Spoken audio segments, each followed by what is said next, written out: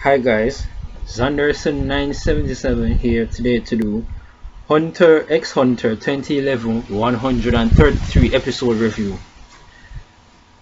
Now, this episode of Hunter x Hunter had a lot of exposition involved. It had a lot of, what would you call it, story progression, a lot of dialogue, and some interesting progression that happened in this week's episode of Hunter x Hunter 2011. Now, at first, I'd like to start off with the on the situation that happened between Welfin and Ikalgo, right?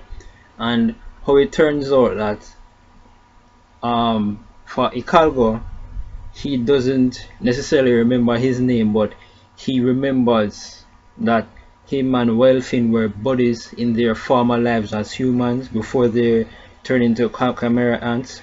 He told Welfin about that fact, and he actually in fact knew Welfin's real name, which is Zankael, something like that, and he told him to go and see Gyro.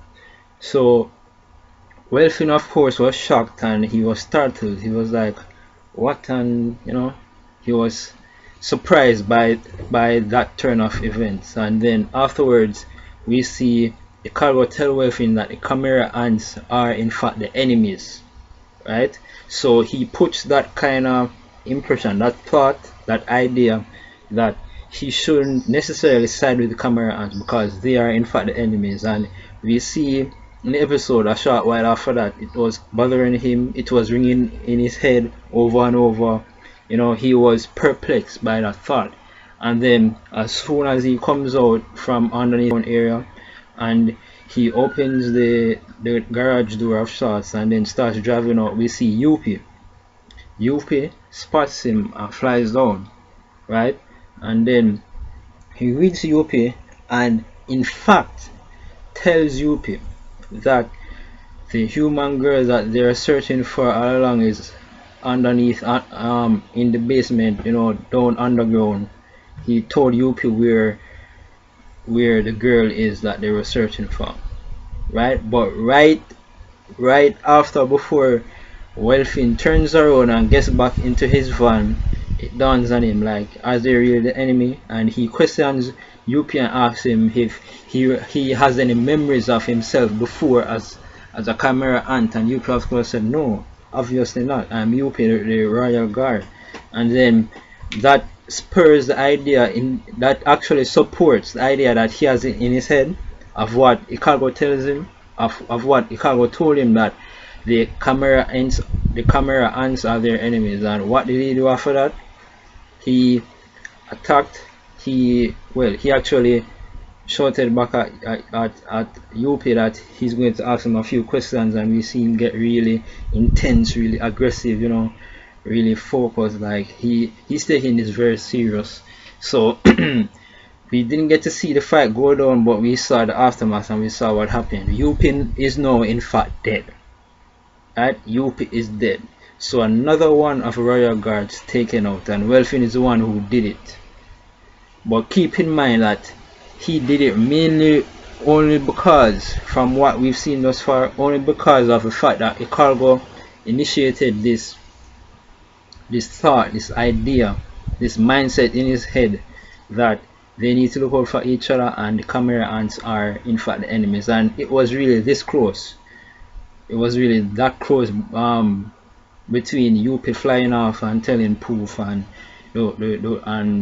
letting the secret get out so that they could kill that girl instead of turning around and attacking him. So I for one thought that scene was very good. I actually liked it.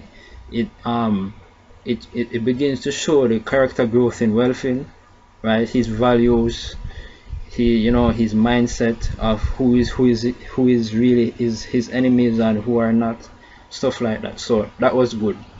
Now the other things that I would like to talk about now is in fact in regards to Yuppie the king, and Poof, right? In this episode, we in fact see that all of them are bleeding from their nose or from their mouths, right? All of them are bleeding, right? So this might be strange, you know. Even back in the episode, right before we saw Yuppie attack Welfin, we saw him bleeding from his nose. And it's actually hinted in this episode that they're actually bleeding from the aftermath of Chairman Netero's weapon, right? The aftermath, they weren't directly there at the time when the blast went off, but soon after they went to the site, they went in the flames, they went in surrounding areas searching for their king to find him and rescue him, and in the process they ended up giving him, you know, a huge portion of themselves. In this episode, we see that Proof say that he gave Miriam 6/7 of his body. Whoa. So because of that, it took him some time for him to fully spread his skills over the human population that was outside in front of. So as I was saying before, we see all of them bleeding from their nose, from their mouth. They appear to be in fact sick, and in this episode we see Palmy will say that the king's going to die soon, within a few hours. And the only thing that logically makes sense that would do that to the king, if you would try to retrace back the steps, you know, to go back in time of sorts to see what actually happened, would be the Miriam and Netero fight.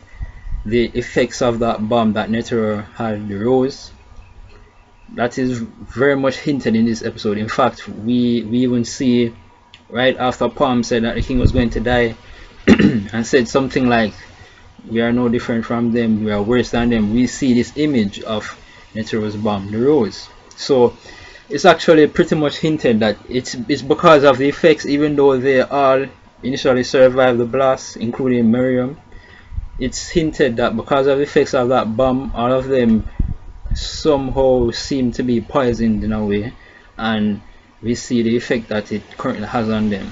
The king himself was bleeding through his nose when he was in that throne room area, trying to remember something, you know, something that's bugging him, trying to remember against that girl that he always plays against, and so on. So that's one thing.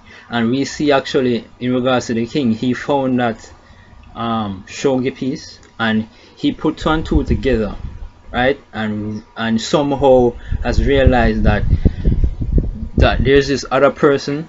He doesn't completely remember her yet, but there's this other person that he was in the throne room playing against, and now he's on a gung-ho mission to find her and to meet her, and you know, whatever would happen from that. And we see how Poof got surprised that Pito wasn't back. All know, too bad that he doesn't know that Pito is already dead. So he's surprised that Poof isn't back. He found out that Yuppie is now also dead, so he's alarmed, and he says to the king, the contest is off. So then the king questions him and tells him that, well, now you have to tell me everything that you know. So we see Poof being very dramatic, very startled, very nervous, very anxious.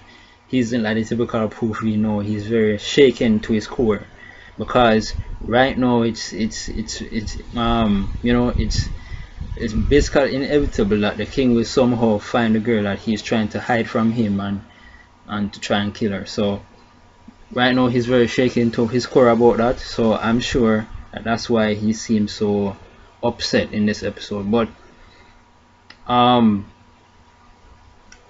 from what is stated in this episode, right, we see that Palm says that the king only has a few more hours to live.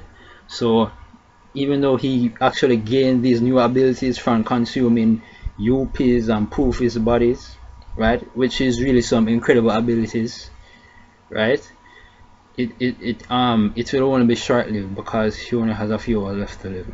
And in the coming episodes we will see how that eventually plays out before his life comes to an end. So far it was a good episode.